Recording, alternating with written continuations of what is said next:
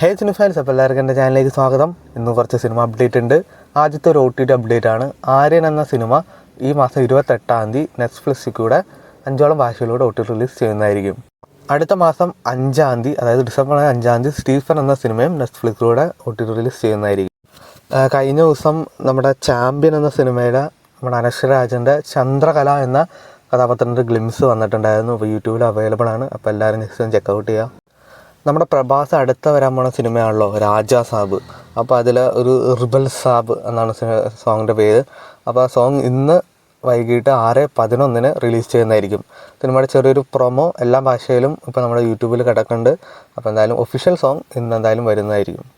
നമ്മുടെ LC യൂണിവേഴ്സിലേക്ക് അടുത്തതായിട്ട് വരാൻ പോണ ചിത്രമാണല്ലോ ബെൻസ്. അതിലെ നിവിൻ കഥാപാത്രമായ വാൾട്ടർ എന്ന കഥാപാത്രത്തിൻ്റെ ഷെഡ്യൂൾ അങ്ങനെ കംപ്ലീറ്റ് ചെയ്തിരിക്കുകയാണ്. നമ്മുടെ നിവിൻ പോളി ഈ കാണുന്ന ലൊക്കേഷൻ സ്കില്ല് പങ്കുവച്ചിട്ടാണ് ഈ കാര്യം അറിയിച്ചിരിക്കുന്നത്.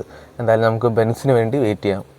നമ്മുടെ ആ കാന്തയുടെ വെർഷൻ അങ്ങനെ ഒന്ന് കട്ട് ചെയ്തിരിക്കുകയാണ്. 12 മിനിറ്റോളം കളഞ്ഞിരിക്കുകയാണ്. എന്നിട്ട് അതിൻ്റെ പുതിയ പതിപ്പ് ഇപ്പോൾ തിയേറ്ററിൽ ഓടിക്കൊണ്ടിരിക്കുകയാണ്. അപ്പോൾ എന്താണ് അതിൻ്റെ കാരണം നമുക്കറിയില്ല. ചിലപ്പോൾ ലെങ്ത്ത് കൂടിയോണ്ടാവാം.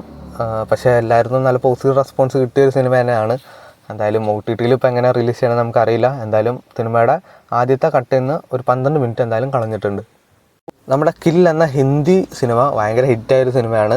അങ്ങനെ സിനിമ നമ്മുടെ തമിഴിലേക്ക് റീമേക്ക് ചെയ്യാൻ നിന്നപ്പോൾ നമ്മുടെ ധ്രുവ വിക്രമിനെയാണ് ആദ്യം പരിഗണിച്ചത്. അപ്പോൾ അദ്ദേഹം ഇപ്പോൾ അതിൽ നിന്ന് ഒഴിവായിട്ടുണ്ടെന്നുള്ള റിപ്പോർട്ട് വന്നിട്ടുണ്ട്. വയലൻസ് വേണ്ട അങ്ങനത്തെ രീതിയിലാണ് കാരണങ്ങൾ കേൾക്കണം. നമുക്കിനി ചിലർ മാരി സെൽവരാജൻ്റെ അഡ്വൈസ് കൊണ്ടാണെന്നും പറയുന്നുണ്ട്. നമുക്കറിയില്ല.